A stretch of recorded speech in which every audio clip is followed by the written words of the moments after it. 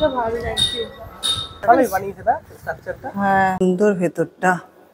এখানে বিশাল বড় বুদ্ধের স্ট্যাচু। বোধগয়া থেকে বারাণসী ডিস্টেন্স হলো 245 কিলোমিটার। ওদের আর নেই, সোল্ড আউট হয়ে গেছে। আমরা তো কাল ফাইনালি আমরা পৌঁছে গেছি বেনারস। Good morning everyone. আজকের দিনটা শুরু করছি বুদ্ধগয়া থেকে, যে হোটেলে আমরা উঠেছি সেখানে দাঁড়িয়ে রয়েছি এখন। আর পিছনে রয়েছে একটা মনেস্ট্রি, তো এই মনেস্ট্রিটাও দেখবো, তার সাথে বুদ্ধগয়ার অন্যান্য সাইট সিনগুলো দেখবো, মহাবোধি টেম্পল সহ আরও বেশ কিছু টেম্পল। এগুলো দেখে নিয়ে আজকে সকালবেলা আমরা চেক আউট করে বেরিয়ে যাব বারাণসীর জন্য। এখন বাজে সকাল 7:30, আর আমরা দেখতেই পাচ্ছ রেডি ফেডি হয়ে বেরোচ্ছি এখন সাইট সিনের জন্য। এখান থেকে হেঁটে হেঁটেই যাওয়া যাবে মহাবোধি টেম্পলটা, আর এছাড়া টোটোও রয়েছে। আমরা এখন দেখি কোনটা গেলে সুবিধা হবে। বলছে 300 থেকে 400 মিটারের মতন হবে মহাবোধি টেম্পল। আমাদের হোটেলের রুমের ব্যালকনি থেকে এই যে এই ভিউটা, এইটা হলো এই তাইওয়ান মনেস্ট্রি, যে লেখা আছে তাইওয়ান টেম্পল। ওপেন হয়ে গেছে এখন। আর এটা হলো চীনাদের, মানে চীনারা করেছে, এটা একটা মনেস্ট্রি। এগুলো সবই এখন ওপেন হয়ে গেছে। এটা হলো বাইরে থেকে ভিউ। এই যে নিচে, এখানে কালকে রাতে আমরা কার পার্কিং করেছিলাম, এখন পেছনে কার পার্কিংই হয়েছে। আর এইদিকে হলো গেটটা, মানে ব্যালকনির গেট। মিমি, আমরা হোটেলের রুমের সামনে থেকে টোটো নিয়ে নিলাম, মানে বেরোচ্ছিলাম, আর টোটোটা চাইছিল 10 টাকা করে ভাড়া বললো মহাবোধি টেম্পল। তো আমরা এখন টেম্পল যাচ্ছি। Hello hello hello hello. এই যে আমরা দুজনে এদিকে বসে আছি মামে। রাতে এই সমস্ত দোকানগুলো পরপর সব খোলা ছিল, সবগুলোতে প্রচুর শোপিস টোপিস এখানে পাওয়া যায়। মানে দু সাইডে বেশ মার্কেট এরিয়া রয়েছে। আমরা হোটেলে যেখানে রয়েছে ওখান থেকে স্টার্ট, অনেকটা বড়, অনেক কিছু কেনার আছে এখানে, কিন্তু দামটা বেশি। এখনো কিছু খোলেনি, সকালবেলা তো। চাইলা বোধগয়া একদম কাছে, মানে হেঁটে হেঁটে আসলে হতো, ফালতু ফালতু টোটোতে উঠলাম, 10 টাকা করে 30 টাকা দিলাম তিনজনের। একদমই কাছে, এই যে এইদিকে এই রুটটা। মহাবোধি মহাবীরা টেম্পলের রিসেপশন অফিস, বুকিং অফিস রয়েছে, মানে যারা পুজো দেবে এখান থেকে বুকিং করার ব্যবস্থা আছে। এই যে welcome to Mahabodhi Mahavira temple, এটা হচ্ছে মেন। আর এখানে এই মোবাইল জমা কাউন্টার রয়েছে, সব মোবাইল টোবাইল জমা দিয়ে দিতে হবে, ক্যামেরা জমা দিয়ে দিতে হবে, কিছুই নিয়ে ভেতরে ঢোকা যাবে না।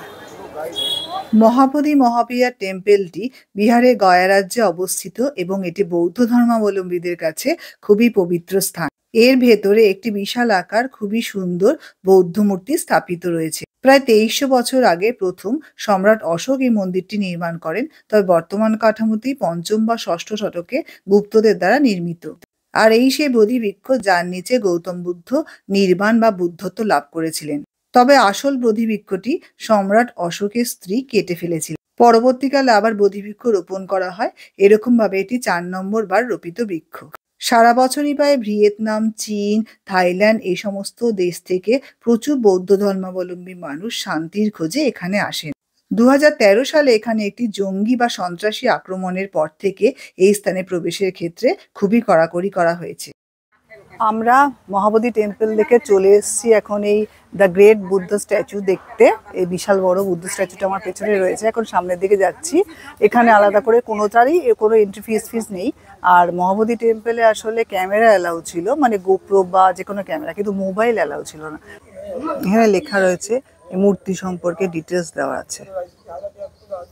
এই যে সেই গ্রেট বুদ্ধ স্ট্যাচু, এই স্ট্যাচুতে বুদ্ধ মূর্তিটা 64 ফুট, আর তলায় যে পদ্মটা রয়েছে হলুদ রঙের সেটা হলো 6 ফুট, আর নিচের অংশটা হলো 10 ফুট। বিশাল বড়।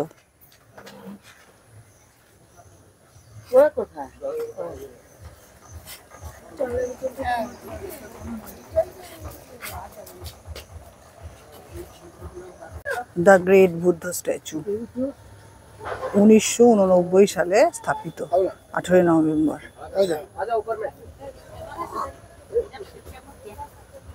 বিশাল বড় বুদ্ধের স্ট্যাচু। আর এই যে চারপাশে মূর্তিগুলো দেখা যাচ্ছে, এগুলো ওনার শিষ্য।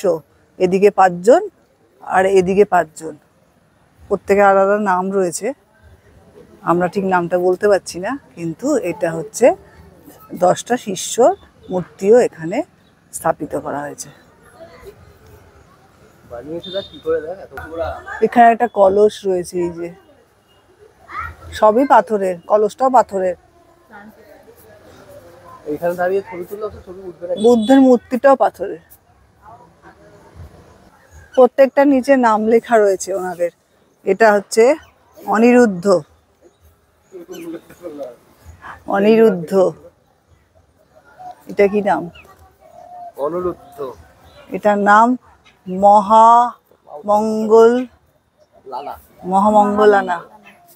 এক একটা নাম রয়েছে। ভালো লাগছে ঘুরতে, তবে এখন রোদ, একটু গরম গরম লাগছে। তবে এই গরমের জন্য এই স্পটগুলো নয়, মানে শীতকালে আসলে খুব ভালো ঘোরা যেত। আমরা তো এখন এসছি অক্টোবর মাস, বেশ গরম। এখানে সকালে ব্রেকফাস্ট করছি। তো প্রথমে আমরা জিঞ্জার হানি টি অর্ডার করেছি। তো এটা কেমন টি খেয়ে দেখি। জিঞ্জার আছে আর হানি আছে, কিন্তু টি পাতা নেই কোনো। চা পাতা ছাড়া চা। তুমি ট্রাই করো, যে বলো গরম কেমন লাগছে? ওর ভালোই লাগছে, শুধু জিঞ্জার আর হানি দেওয়া। ঠিক আছে। আর এই হলো আমাদের স্যান্ডউইচ, ভেজ স্যান্ডউইচ। আর এটা কি স্যান্ডউইচ? চিজওয়ালা স্যান্ডউইচ। দুটো ভেজ। বুদ্ধা স্ট্যাচুর পাশেই রয়েছে এই মনেস্ট্রিটা, বৌদ্ধ মনেস্ট্রি। এরকম মনেস্ট্রি যদি এখানে প্রচুর রয়েছে। তো আমরা এখন এটাতে ঢুকছি, এটা আমাদের থার্ড স্পট। আর এদিকে অনেক ছোট ছোট দোকান ছিল ওই গ্রেট বুদ্ধ মনেস্ট্রি থেকে বেরিয়ে এসে। যেমন আমরা এই স্টলটাতে খেলাম, স্যান্ডউইচ পাওয়া যাচ্ছিলো। আর এছাড়া ছোট ছোট দোকানগুলো থেকে কেনাকাটা করা যাবে। এখানকার মনেস্ট্রিগুলো বেশ সুন্দর, কালারফুল। আর সকালবেলা খুলে গেছে, অনেক সকাল সকালই খুলে যায়। আমরা এসছি এখন বাজে 10টা। ভেতরে ঢুকে দেখি, জুতো খুলে ঢুকতে হবে।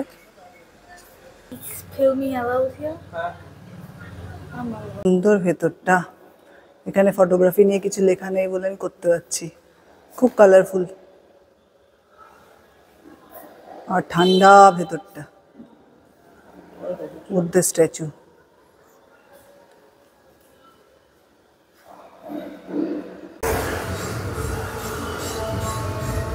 এবার আমরা চলে এসেছি এই মনেস্ট্রিটাতে। এখানেও বুদ্ধ রয়েছে।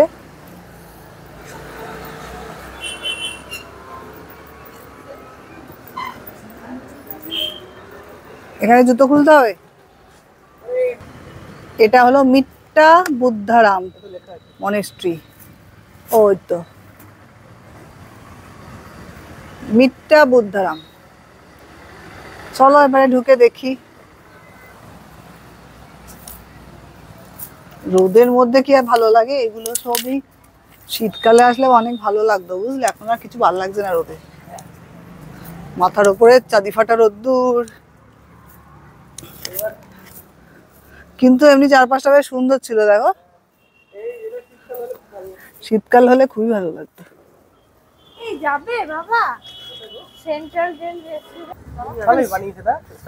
হ্যাঁ, বেশ সুন্দর লাগছে।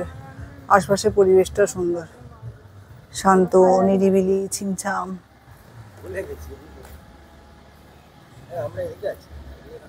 এসছি স্লিপিং বুদ্ধা টেম্পল দেখতে।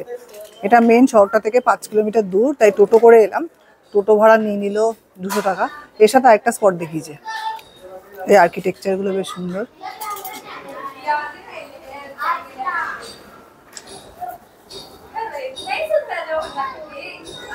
সিঁড়ি দিয়ে উঠে এলাম। উঠে এসে এই যে স্লিপিং বুদ্ধা, 100 ফিট এর লেংথ, লম্বায়। লাগছে কি অতটা? বিশাল বড়, সামনে থেকে না আসলে বোঝা যাবে না। ভালোই লাগছে দেখতে। গরমের মধ্যেও এখানে বেশ ঠান্ডা আছে, কারণ ছাওয়া রয়েছে। এই যে ছাওয়ার মধ্যে দাঁড়িয়ে আছে ওরা।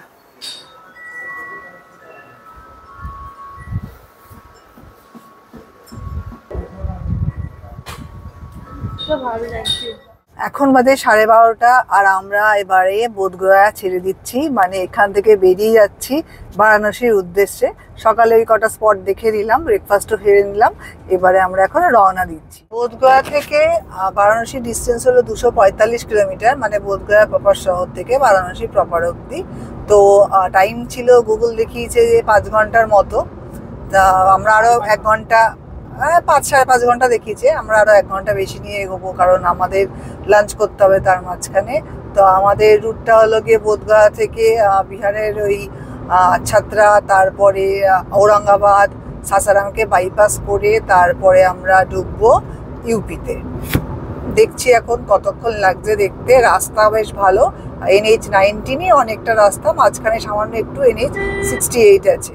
যে রুটে রাস্তা তো এখনো অবধি, একটু আগে অবধি ওটা NH-19 ছিল, NH-19ই যাচ্ছি, মানে পুরো রুটটাতে আমাদের NH-19। আজকে বারাণসী অবধি ম্যাক্সিমামটা আমরা NH-19ই পাবো।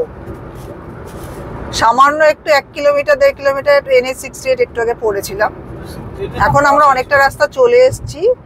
এখন এখান থেকে আরো 3.5 ঘন্টার জার্নি বাকি আছে, 171 কিলোমিটার বাকি রয়েছে। এখন আমরা যেখান দিয়ে ক্রস করছি এই জায়গাটা হলো মধ্যবিহার, মধ্যবিহার বলে জায়গাটার নাম। সেইখান থেকে ওই 171 কিলোমিটার ডিস্টেন্স এখনো দেখাচ্ছে, 3.5 ঘন্টার জার্নি বাকি এখনো। আমরা যাচ্ছি ওল্ড জিটি রোড ধরে, আর 6-7 মিনিটের মধ্যে আমরা ঔরঙ্গাবাদ ঢুকবো। ঔরঙ্গাবাদে আমরা লাঞ্চ করে নেবো ভাবছি, কারণ বেশ বেলা হয়ে গেছে, 2টো বাজতে যাচ্ছে প্রায়।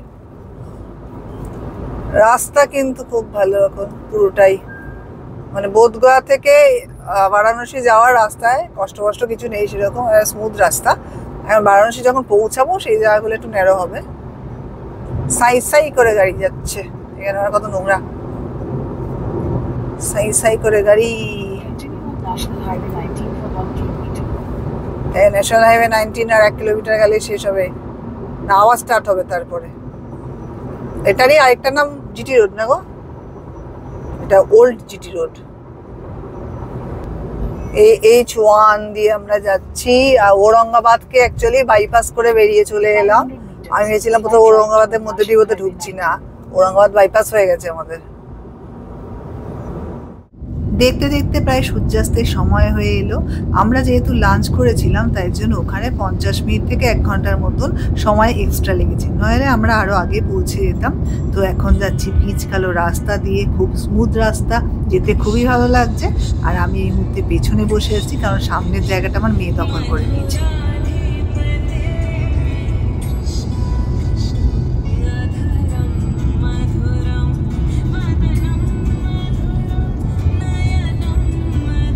এইভাবে দেখতে দেখতেই সূর্যের পড়ন্ত আলোতে আমরা বিহার ছেড়ে প্রবেশ করছি এখন উত্তরপ্রদেশে। এই যে লেখা রয়েছে ওয়েলকাম টু উত্তরপ্রদেশ।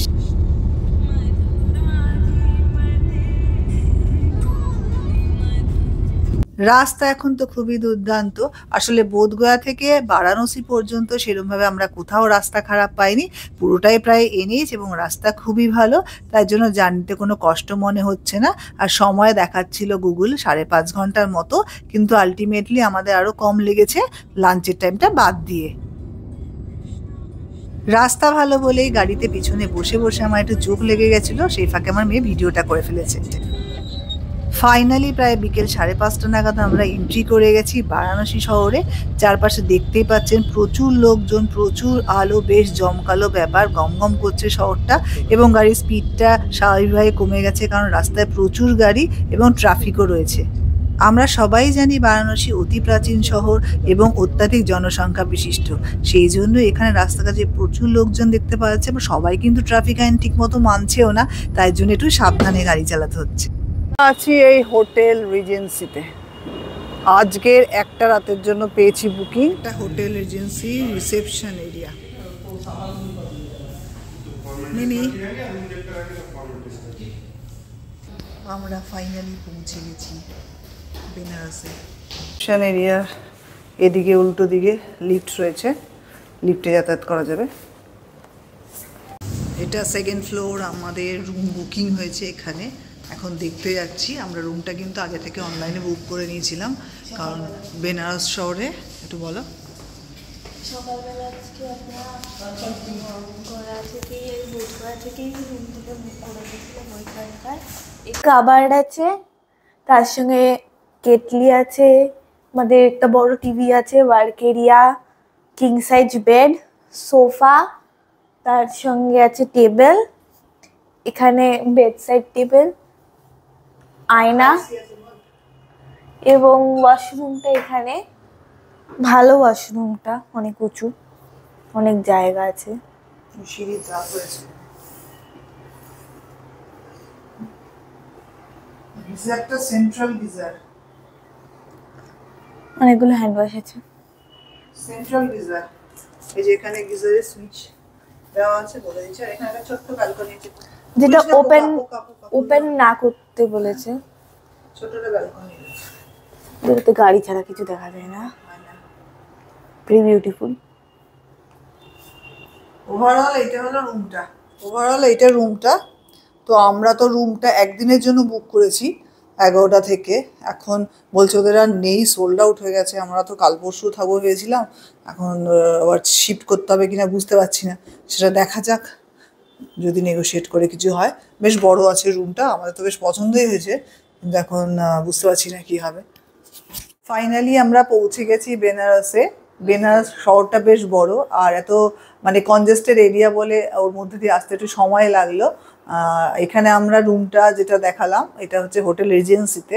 তো এখানে আগে থেকে আমরা বুক করে এসেছিলাম, তবে আমরা একদিনে বুক করেছি, হয়তো বাড়াবো, সে কিন্তু ওদের রুম নেই এখন বলছে। যাই হোক, মোট কথা বেনারসে আসতে গেলে রুম আগে থেকে বুক করে আসাই ভালো, যেহেতু পুজোর ছুটি বা দিওয়ালির ছুটি, যে কোনো ছুটির ক্ষেত্রেই এখানে ভিড়টা থাকছে। আর যেহেতু এখানে কার পার্কিং এরিয়া একটা বিশাল সুবিধা আছে, সেই জন্য যারা গাড়ি নিয়ে আসছে তাদের জন্য একটা বেস্ট অপশন বলে মোটামুটি এখানে সবসময় বুক ফুল থাকছে। তো আগে থেকে বুক করে আসতে হবে। রুমটা তো দেখালাম আমি, বেশ ভালোই রুমটা। মোটামুটি আজকে নাইট স্টেটা এখানেই হচ্ছে, আর ভবিষ্যৎটা কি এখন বলতে পারছি না। তো ঠিক আছে, আজকের ব্লগটা এখানেই শেষ করছি। নেক্সট ব্লগে থাকছে আমাদের কাশিতে কিছু লোকাল সাইট সিন সহ ঘাট পরিক্রমার পুরো ডিটেলস ভিডিও, সমস্ত রকম ঘাটে পুজো আরতি দেখা, তার সাথে সারনাথ ভ্রমণ সহ আরও অন্যান্য অনেক স্পট, অনেক মজা। তাই সাথে থাকবেন আর দেখতে থাকবেন আমাদের চ্যানেলে আমাদের ভিডিওগুলো। তো আজকের মতন টাটা।